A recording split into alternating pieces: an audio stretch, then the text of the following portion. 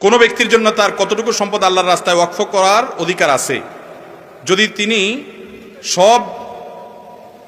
যদি কোনো বাবা ইসলামের নীতি অনুসরণ না করে অতিরিক্ত ওয়াকফ করে দেন, তাহলে সন্তানদের করণীয় কি?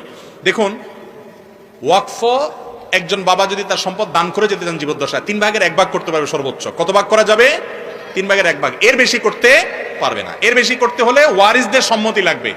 যদি সব সম্পদ দিয়ে যায়, ওয়ারিসরা সন্তানরা 1/3 তার টোটাল সম্পদের 3 ভাগের 1 ভাগ পর্যন্ত কার্যকর করবে, বাকিটা তারা ভাগযোগ করে নিবে।